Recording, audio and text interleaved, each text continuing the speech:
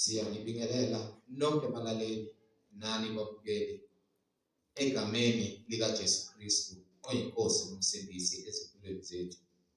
Siyanxusa kuzo zonke izindawo enilalele kuzo, njengokuba kunxusa ubaba wethu osemazulwini, ukuba nithathe amabhayibheli enu njengamanje nilalele ivangeli lombuso wezulu, lapho kushunyayelwa khona ukuphenduka nokuthethelelwa kwezono nokubhabhadiswa egameni likaJesu Kristu. Kulabo abalalele abafisa ukubhabhadiswa egameni likaJesu Kristu, nalabo abanemibuzo mayelana neBhayibheli, nalabo abanobufakazi uJesu Kristu oyinkosi nomsindisi esekubikezile ubufakazi ukuba uthule kuzo zonke izindlebe ezimisele ukuza eqinisweni nasebungcweleni ngobufakazi bakho, ukuba nonke nixhumane nathi kule mininingwane engizoyishiya njengamanje. Ngizoqala nge-email address ethi izwilenkosi.ujesukristu@gmail.com, izwilenkosi.ujesukristu@gmail.com, noma i-cellphone number noma i-WhatsApp number la ungakwazi ukuxhumana nathi khona ethi 066 566 9245, 066 566 9245. Izintshumayelo nezimfundiso ziyatholakala ku-YouTube, lapho ungahlala khona phansi uphethe iBhayibheli lakho, ulalelisise, uhlolisise imibhalo engcwele, ukube ngabe lokhu okuzwayo kufundiswa khona, kushunyayezwa khona, kuyafakazelwa yini imibhalo engcwele ngokwemfihlakalo yezwi lenkosi uJesu Kristu. Ku-YouTube uzosearcha uthi izwi lenkosi uJesu Kristu, izwi lenkosi uJesu Kristu. Ungakhohlwa ukusubscribe, ungakhohlwa futhi nokusharisha i-link nabo bonke abantu obaziyo, ikakhulukazi labo ohlanganyela nabo ezinkundleni la nihlanganyela khona nithi niyamdumisa uNkulunkulu ngomoya nangeqiniso, ukuze wonke umuntu ahlolisise imfundiso asuke eyishunyayeza nasuke eyifundisa ngokwezwi lenkosi uJesu Kristu, iBhayibheli. So ku-YouTube sharisha i-link nabo bonke abantu obaziyo. Izwi lenkosi uJesu Kristu, izwi lenkosi uJesu Kristu. Ake sigobise amakhanda, sivala amehlo, sibonge Baba wethu esezulwini osiphile nesikhathi samanje sokuba sikwazi ukulizwa ilizwi lakhe kuzo zonke izindawo esilalele kuzo. Ake sigobise amakhanda, sibonge. Baba wethu osezulwini, malingcoliswe igama lakho, umbuso wakho mawufike, intando yakho mayenziwe emhlabeni njengasezulwini. Usiphe namhlanje isinkwa sethu semihla ngemihla, usithethelele amaqala ethu njengokuba nathi sibathethelela bonke abasonayo. Ungasingenise ekulingweni, kepha usisindise kokubi, ngokuba umbuso ungowakho namandla nenkazimulo kuze kube phakade. Amen. Bazalwane nani balaleli, yamukelana umfundisi uMhlengizoni ozobe sihola ngokwemfihlakalo yezwi elingcwele, uKristu Jesu, yena oyisipani sezwe, ekhazimuliswa egameni elihle lenkosi uJesu. Amen. Siyabingelela bazalwane egameni lenkosi uJesu Kristu uNinimandla onke. Silokhu sithule bona ubufakazi ngayo imibhalo ukuthi yinye inkosi, yinye inkolo, munye ubhabhadiso egameni likaJesu Kristu. Siyabonga uNkulunkulu ngabaprofethi abangcwele, abapostoli abangcwele abaphatha izwi kaNkulunkulu njengokufuna lentando kaNkulunkulu, baphelelisa konke uNkulunkulu akufunayo nakubhekile ukuba kwenzeke phakathi kwethu. Basebeshiya nawo umyalezo ukuba yilowo nalowo oyolandela afike awuthole umyalezo ngayo incwadi le esewumqingo ekuthiwa imibhalo engcwele. Ngakho-ke njengokuba-ke sinobufakazi obungaka, akukho ukuzilandulela, simelwe ukuzalwa kabusha uma sifinyelela eqinisweni. So uma sesiphila kulesikhathi, siphilela ukuthi sibe nokuqonda intando kaNkulunkulu kulesiphithiphithi esikhona esingaka.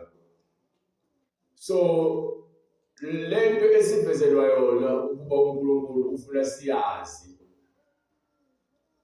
kungumusa ukuba ifihlekile kulabo abazike bahlakaniphile, yambulwa kulabo abazitshela ukuthi bona bafuna uNkulunkulu. Khona ufuna ukukholwa kepha uhlale endaweni ewungesiyo. Ukhona ukuzitshela ukuthi uyakholwa ngoba naku uhamba nabantu abaningi kepha ube ungenalo iqiniso. Iqiniso lelo Jesu athi liyakukhulula. Iqiniso ukuthi liyakusikhulula. Leli abantu abangalifuni. Bantu bathanda izinganekwane neziphico nemibono nokuhlakanipha kwezwe. Izwi loNkulunkulu iqiniso likaNkulunkulu abalifuni.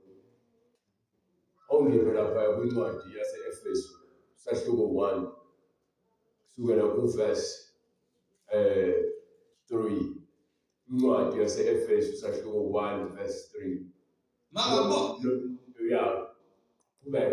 Makabongwe uNkulunkulu, uyise wenkosi yethu uJesu Kristu. So yabona uma ekhuluma kanje umpostoli ubhalela ibandla likaNkulunkulu ukuthi wayebhalela abase-Efesu kepha ubhalela ibandla likabantu, okusho ukuthi ayi ukuthi lento yabantu base-Efesu kuphela, abantu abafuna abaningi uNkulunkulu. So abantu abafuna ukukhonza uNkulunkulu babhalela incwadi, le ncwadi bese ifunge phakathi kwabantu njengoba ethi makabongwe uNkulunkulu, uyise wenkosi yethu. Le ncwadi le encwadi yabalumandla kuphenduleni. Iyayikhuluma nami ingedwa hlezi kusofa eCape Town. Ngifunda incwadi. Ngikhulunywe insangu, edabuka insangu. Ukuba bese ekhuluma uNkulunkulu, ukhuluma nawe nabakuthuka emathwaleni. Uthi uphethe umbeze lesibhamu uthi ufuna ukudubula nokubulala umuntu, akhuluma uNkulunkulu. Ashaye lesono nolembeza wakhavuselele khona uphakathi ezidakamizweni. Asho incwadi. Yathi mekhuluma incwadi yawo, yangitshela ukuthi le ncwadi ibhalelwe mina ngumntwana kaNkulunkulu obiziwe. So njengoba ekhuluma nje umpostoli, ukhuluma uNkulunkulu ukhuluma nami ukuthi-ke ngizwe. Uthela umbhalo, makabongwe uNkulunkulu, uyise wenkosi yethu uJesu Kristu. Yes. Osibusisile ezulwini. Usibusise ezulwini. Sibusiswe kuphi? Ezulwini. KuKristu. Ngokuba uJesu uyena osezulwini. Oselezibusiso njengoba ekhuluma ngemoya esikhombisa nje. Ile moya wesibusiso sokuya kuphi? Phambi kaNkulunkulu. Ezulwini lapho khona ke singakufinyelela khona.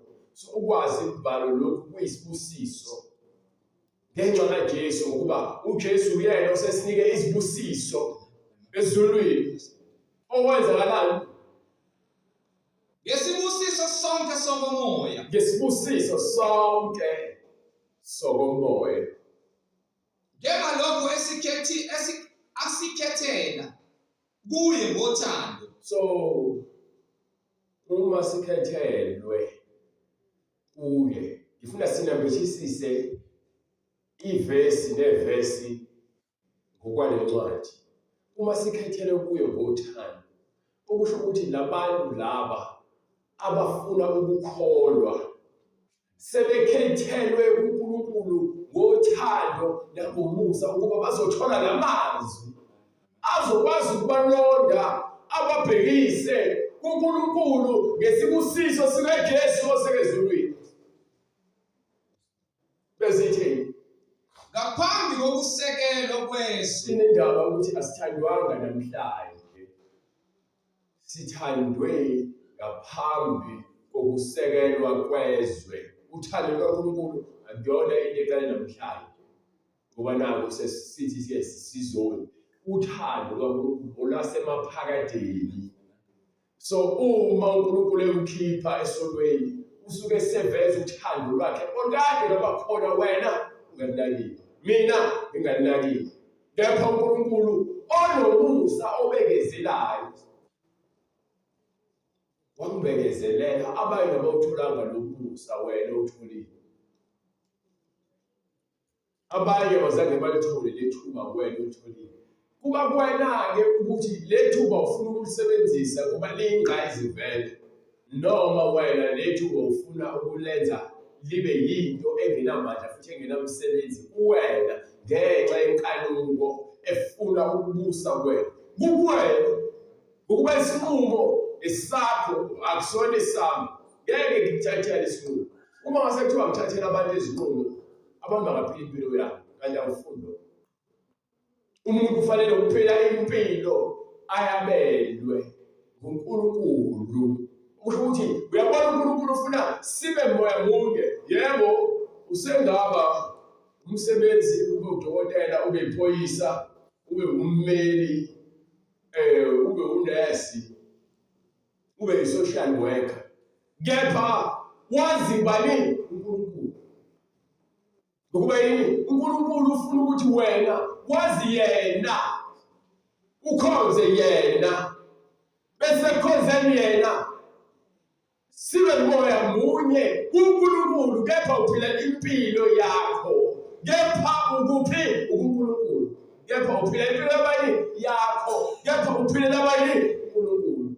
So uma besiphilela mina ngabe nonke lezinto ethandwa yimi, ukubuke nje ukuthi ungasethuza ukuthathisa abantu izinqumo, ngoba thathisa izinqumo zezinto ezifiswa nguwe.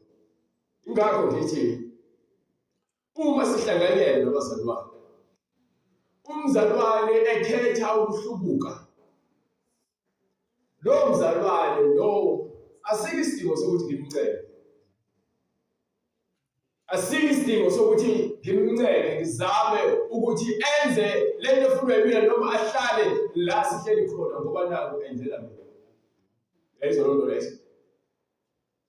Njengalokho asikhethela kuye ngothando ngaphambi kokusekela kwezwe ukuba sibe ngcwele. Ufuna sibe njani? Sibe ngcwele. So lapho khona udokotela uthi uNkulunkulu iba njani? Sibe ngcwele. Lapho khona uyiphoyisa uNkulunkulu uthi uba njani? Sibe ngcwele. Lapho khona wena usebenza esupermarket uNkulunkulu uthi ufuna ube njani? Sibe ngcwele. Lapho khona wena ufuyile izinkomo zakho uNkulunkulu ufuna ube njani? Sibe ngcwele. Lapho khona uphambi kwezingane esikoleni usifundisa fanele sibe njani? Sibe ngcwele. Understand ukuthi-ke sifanele ukuba ngcwele ashiyo ukuthi bese uphila impilo yobungcwele sekumele uyeke umsebenzi owenzayo ngaphandle.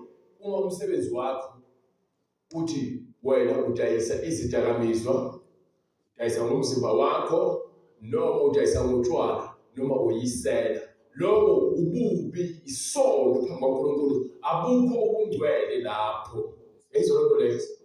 So uNkulunkulu ufuna sibe ngcwele, singabi nakusolwa phambi kwakhe. Singabi nokusolwa phambi kwakhe, singasoleki phambi kwabani? Phambi kwakhe. So uNkulunkulu into asibizele leyo ukuthi thina sifanele ukuba abantu abangcwele abahamba ngokuqonda nangokukholwa nangokungasoleki phambi kwakhe. So le ncwadi le ikhuluma nami ukuthi uNkulunkulu ungithandela ukuthi mina ngiphile impilo emsulwa. So uma ethu uJesu babusisiwe abahlanzekile enhliziyweni ngoba bayabona ukuthi kaNkulunkulu, inhliziyo ezokwazi ukuthi ihambe noNkulunkulu, inhliziyo emsulwa engasoleki. So ukuze mina ngiphile impilo efuna uNkulunkulu kufanele ngibe sendleleni yabaqondileyo. Ithi encwadi lapho incwadi yaMahubo sahluko 1 verse 8 noma verse 7, ethi verse 7. Incwadi yaMahubo sahluko 1 verse 7. Ngokuba uJehova verse 6. ngokuba uJehova uyayazi indlela yabalungileyo. Indlela uNkulunkulu uyayazi indlela yabalungileyo. Uyabona ufuna lokho. uJehova uyayazi indlela yabalungileyo. Awuhambe kusahluko 12 futhi. Incwadi yamaHubo sahluko 12. Uyakhona. Uzala. Mbizela boy. Ungamphazamisa boy mele nkonzo wena ngifunde lonto leyo. Ngoba uzela ngobefunda. Aphinde niyenze lonto leyo. Aphinde niyenze lonto. Incwadi yamaHubo isahluko se-12. Siza Jehova ngokuba owesaba uNkulunkulu akasekho, ngokuba banyamalele abathembekileyo kubantwana babantu, bakhuluma amanga kwaba yiloyo naloyo kumakhelwane wakhe. Abantu abasafuna ukukhuluma iqiniso. Sekumnandi ukwenza izinto ejabulisa abanye abantu. Umuntu bekhuluma amanga kuwena.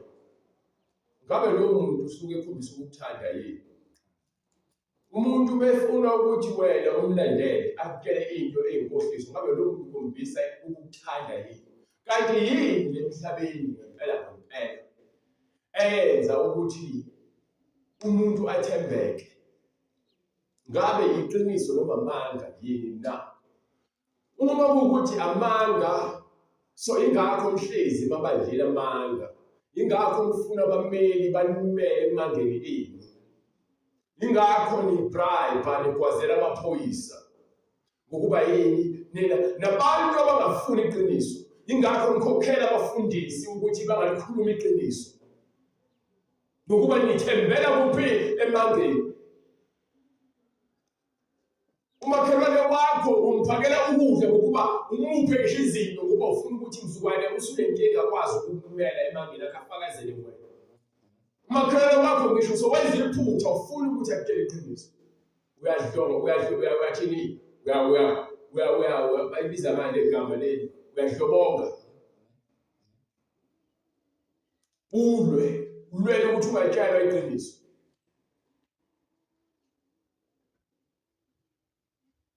Ngoba yini abantu abasafuna ukukhuluma iqiniso. Makhuluma iqiniso uphendula isitha. Sabantu abazijeba neqiniso emehlweni abo. Ngokuba iqiniso ilapho khona kuvezwa ukuthi uma abantu bebaningi bekhuluma into engalungile bevumelana nento engekho emthethweni, wena uthi cha. Ngokwesimo sokuthi uzosekela inkulumo ekhulumayo ngamaqiniso. Bazovumelana bahlubuke badindelwe wena ngokuba wena umele esisekelweni seqiniso. Khona bebaningi. So lelo le yokungathembeki kwabantu iqala ukuthi vele akekho umuntu ofuna ukutshela iqiniso emhlabeni.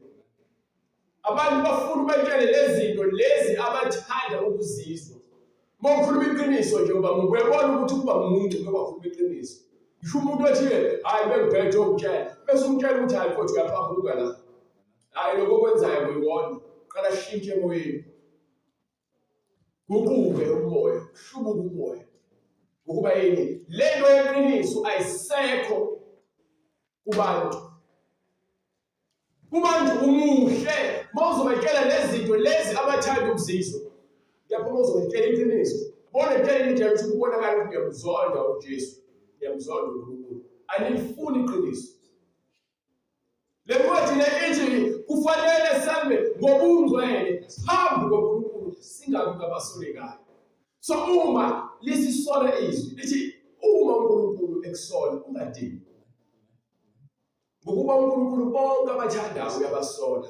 Kwenziwa yini thina mesitshelwa ngezi kaNkulunkulu sihlubuke ezinhlizweni. Sifuna ukuthi hayi ungakusho lokho, hayi kusho lokho, hayi ungashumayela nje, shumayela kanje. Phela kufanele ukuthoba abantu, motho abantu uzothoba abantu.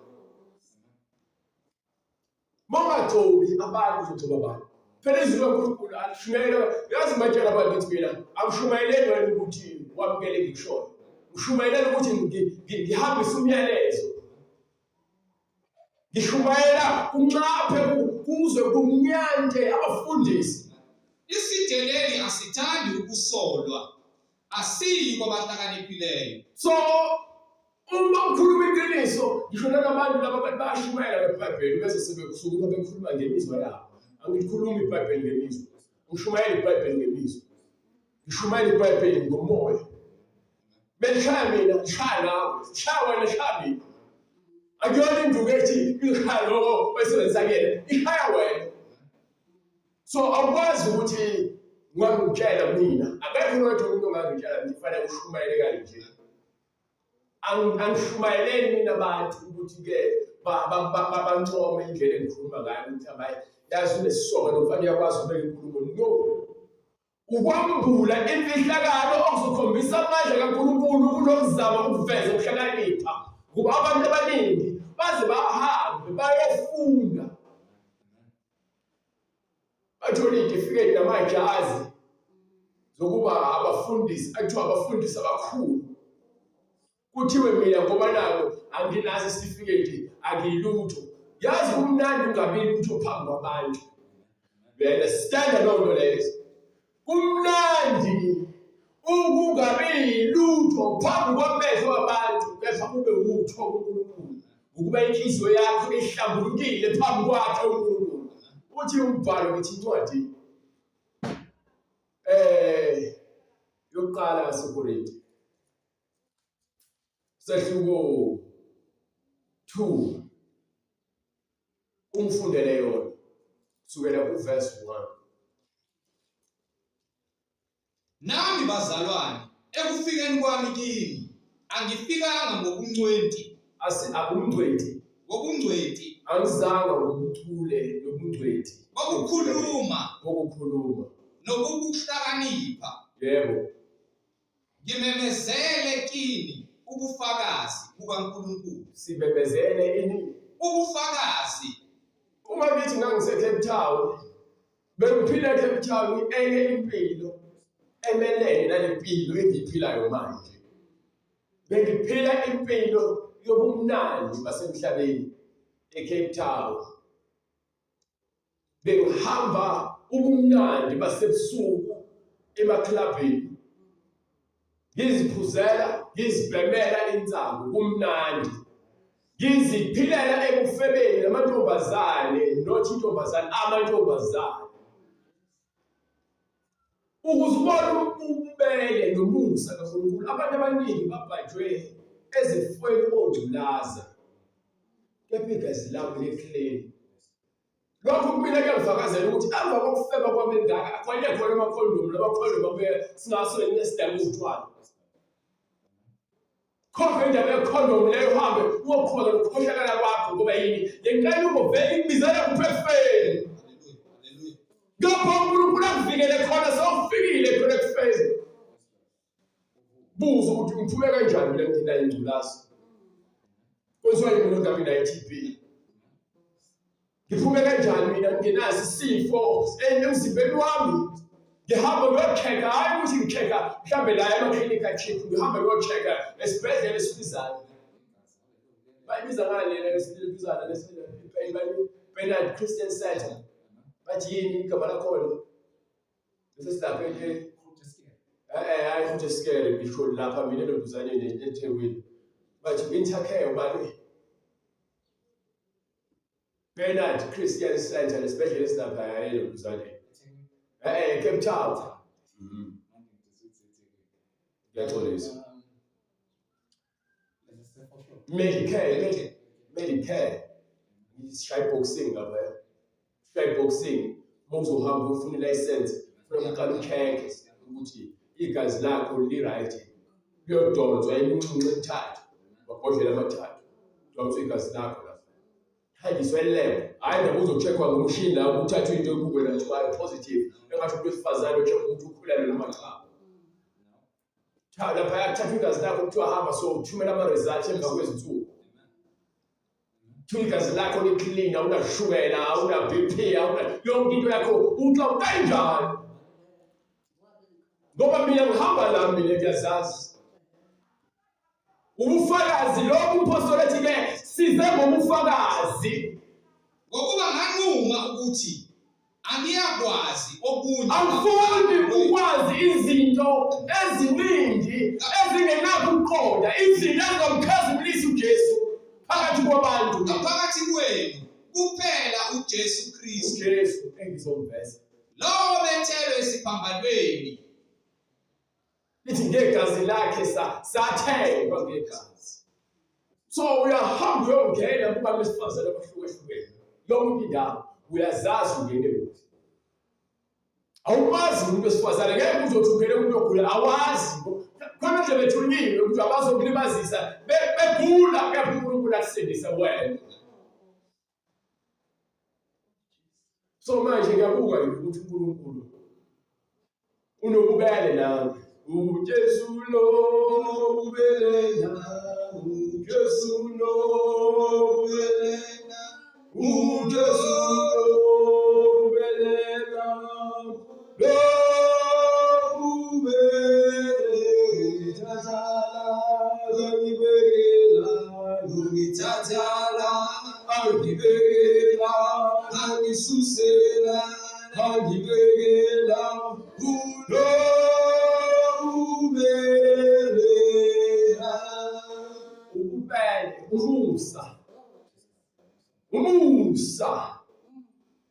Umusa kaJesu nje ukusalele sonke. So awukwazi ukuzothi ngoba wena ayisosindisiwe songcono umuntu ngcwele noma sofuneka ukuphuqa abantu ukuthi bathathele uJesu. Njengoba ungizwa ngikhuza la ekhaya sinezingane eziningi. Ngifika la ngifake umoya ukuthi zize sizohlanganyela nathi. Ngathi zonke ngifuna ziphelele. uNkulunkulu bengifuna hlunge ukuthi ubani ofuna yena. So ngokuhamba kwesikhathi ngokuba njengoba sila ekhaya abanye abantu abadala bakhona kunomoya bofaka ezinganeni ongalungile. Izingane nazo vele kanje ziyayinceda lento ngoba zikakuyiqhuba. Sezenzela ukuthi zenzele ubhuti omdala. Ngase ngizikhulula ngathi uma umuntu engafuni ukuba la angezi. Umuntu ozoza la yilowo bezwe uNkulunkulu. Nangoku uBoy noPhilato abahluphi umuntu. Bathatha izihlalo zabo bafike bahlale la. Boy uvuke kuseni manje wenza wazohlala la. uSathane usefaka umoya ukuthi manje azokhipha uBoy la lento esikhuluma yangasayizwa yonke. Bamthathile bathi akayengadi. Lento le ebalekile le Jesu athi omunye bekhuluma umuntu wesifazane ethi ke manje Jesu ukhathalele ukuthi ke usiswami uhleli phansi mina ngalesikhathi ngibhizi ngijabulisa abantu ukuthi usekhethile okubalekile kuyena.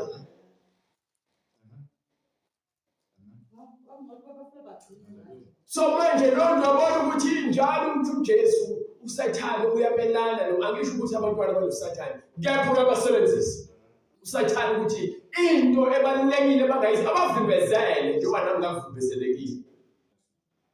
So uBoy uyena yedwa kulezi ndazana ekhaya noPhilato ukuyibona abantu abalandela uNkulunkulu abakwazi lutho ngokuphelele kepha uyabona ukuthi akekho umuntu abaphoqayo ukuthi bezela bayazela bazoyihlalela balalela. So labanye sebeyalazi iqiniso ngoba babizile ngabafundisa sebezihambele sebeyalazi iqiniso bayazi ukuthi hayi kufanele ukhuleke kufanele ugqoke kanje kufanele wenze kanjani bayakwazi lokho.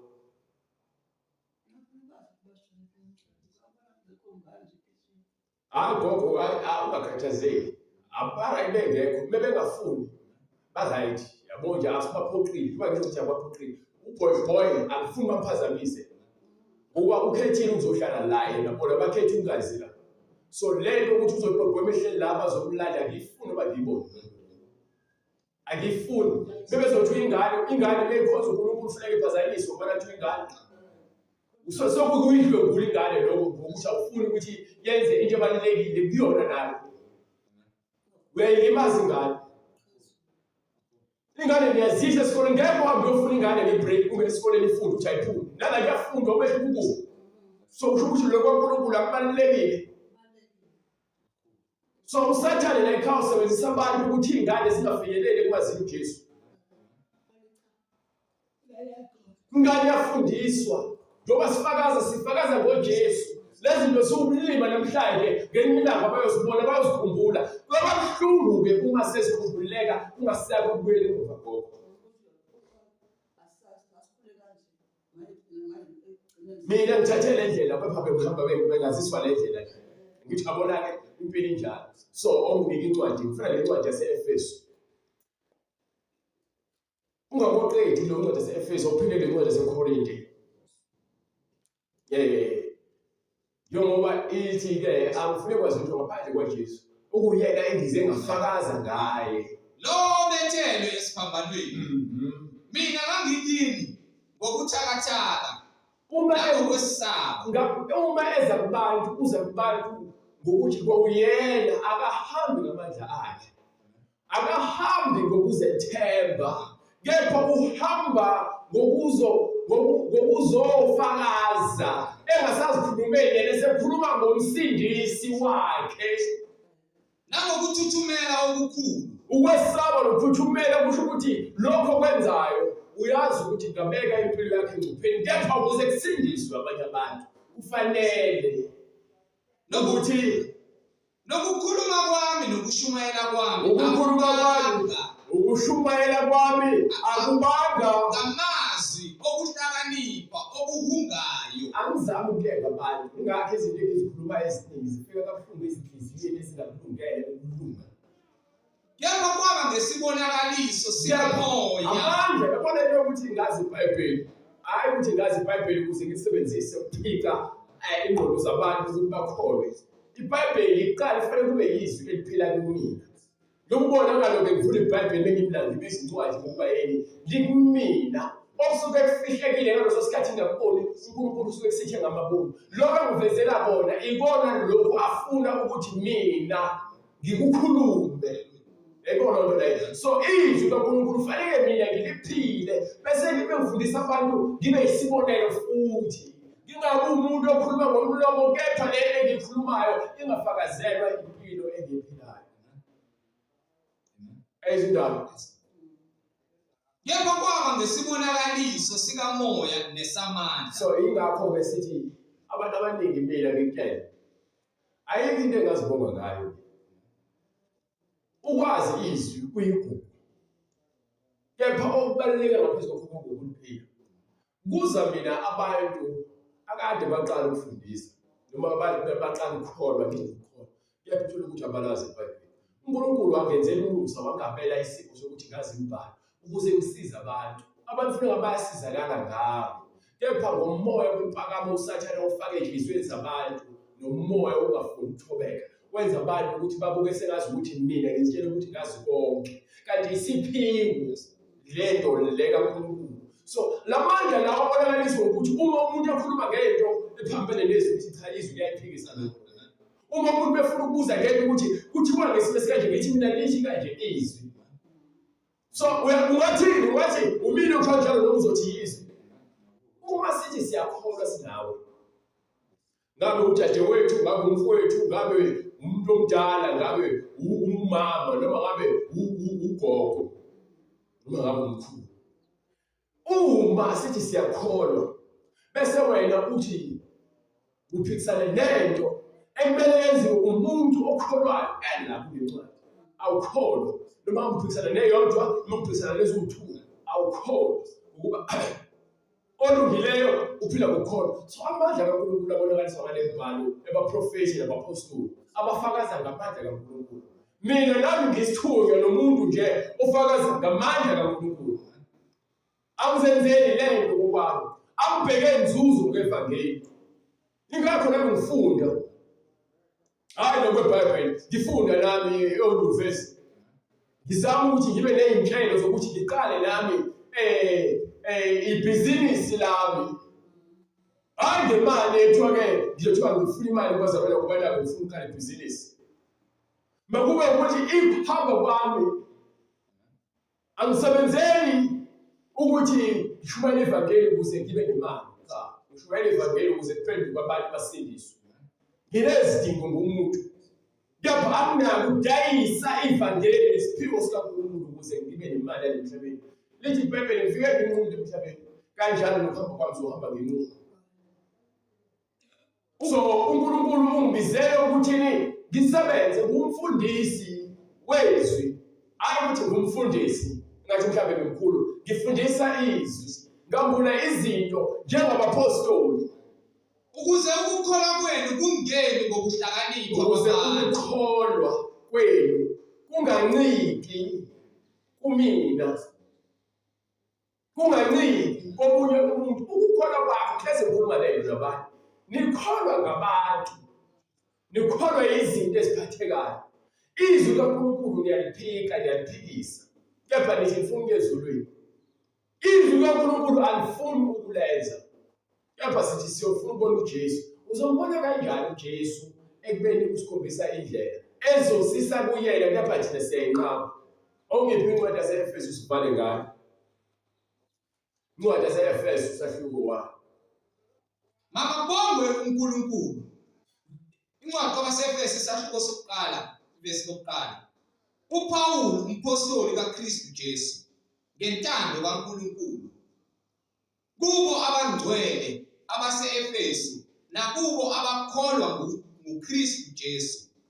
Makube kini umusa nokuthula okuvela kuNkulunkulu uBaba wethu naseNkosini uNkulunkulu uBaba wethu naseNkosini uJesu Kristu.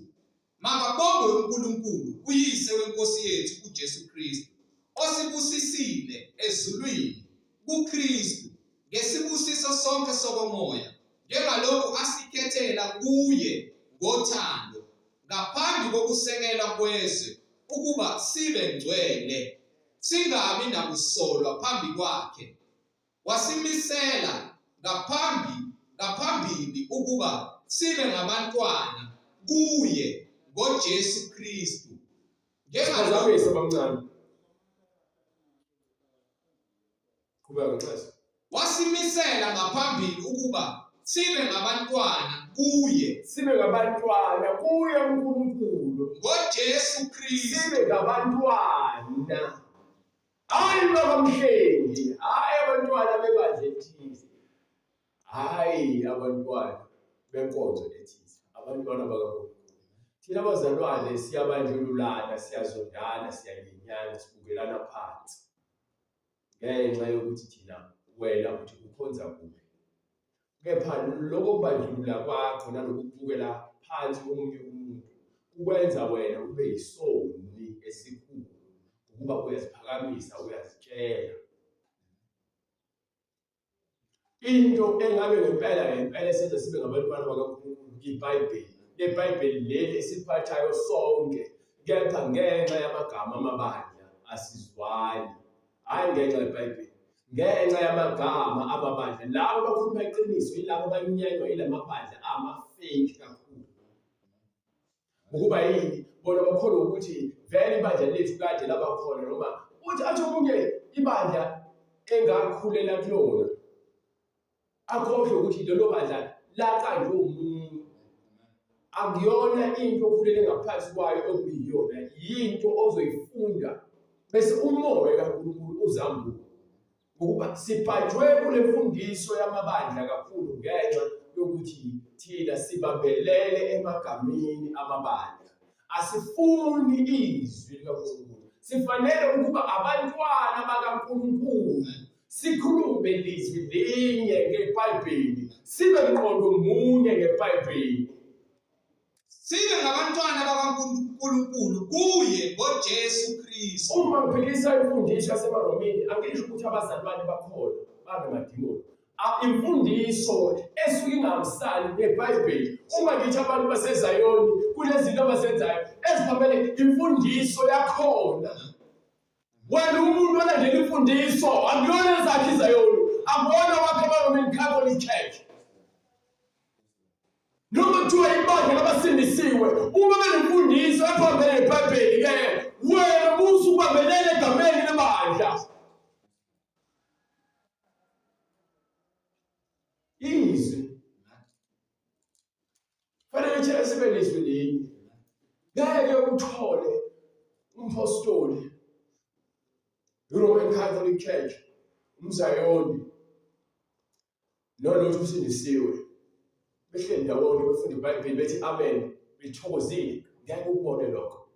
Yilo wase-Roman Catholic Church ufuna ukuveza ukukholwa kwakhe ngaphezu kwalo wase-apostoli. Wase-apostoli ufuna ukuveza ukubaluleka kwebandla lakhe. Uyabona ukuthi le nto sekuyipolitiki. Nibhajwe lona kwipolitiki nabantu. Nibhajwe phakathi kwipolitiki.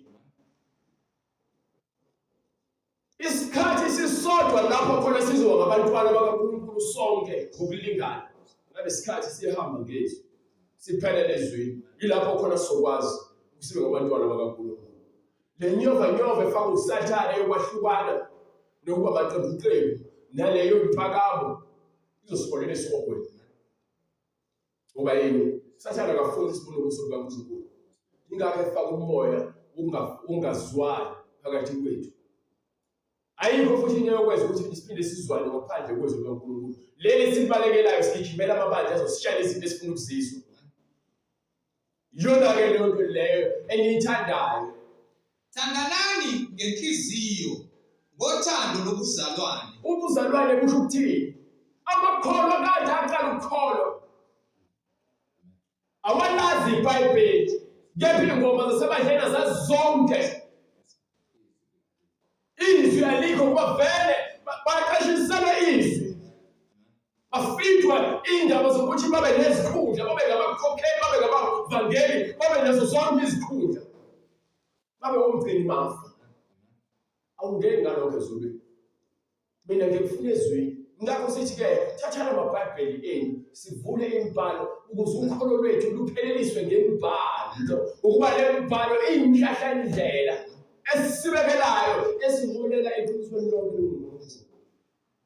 Uthi umbhalo-ke sebekuzwa konke bahlabeke ezinhliziyweni. Base bethi uPetru nakwanye amapostoli.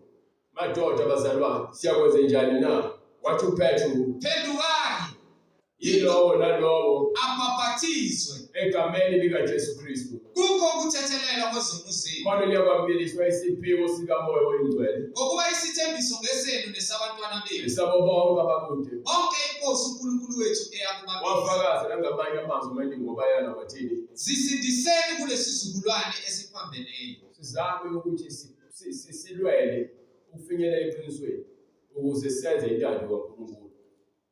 Siyamcela uNkulunkulu simnxusa ukuba sisindise. Khona sesithi ayazi indlela. Asilonde kuye singangeni emoyeni ozokwenza ukuthi sigcine sesiphuma ukholweni sihambe ngemizwa. Kepha sihlale ekubazini uNkulunkulu ngokomoya ngeqiniso. Simfune futhi ngawo umoya wakhe weqiniso. Sinamathele kuye ngokupheleleyo ukuze iqiniso lakhe lipheleliswe kithi. Siyambonga uNkulunkulu ngegama likaJesu Kristu. Labo abafuna ukubhabhadiswa baza kusithinya kule mininingwane oyibonayo kwi-screen laba sebephendukile. uNkulunkulu uyakuyenza indlela sifinyelele kuyo. uJesu Kristu inkosi. Sifana noNkulunkulu. Baba egameni elihle lenkosi yethu Jesu Kristu. Izwi lakho Nkosi Jesu linamandla. Siyacela uNkulunkulu ngamandla. Ubuyisele Nkosi izinhliziyo zethu ezwini. Singajatshuliswa izo zonke izinto zomhlaba Nkosi eziyibula, ezilimazayo, ezilisa imiphefumulo yabantu Nkosi ekufeni nasekudisweni. Ngokuba ukuthanda Nkosi umhlaba nezwe Nkosi uyikho konke ungalungi. Uholela Nkosi ekufeni nasekulingweni. Ngokuba inyama Nkosi ayinako ukuthokozisa wena uNkulunkulu ngamandla. Kepha siyacela usihole ngezwi lakho. Uhlabe Nkosi izinhliziyo zethu ngezwi lakho. Sizihlolisise thina kulesikhathi sokuphila esibusa siphe sona Nkosi Jesu Kristu. Kulo mhlaba esikuso ukuze sifunisise okulungileyo nokuyigugu phambi kweso lakho Baba wethu semazulwini. Masibe ngabapheleleyo njengokuba wena Baba wethu sezulwini uphelele. Egameni elihle lenkosi Jesu manje phakathi. Amen.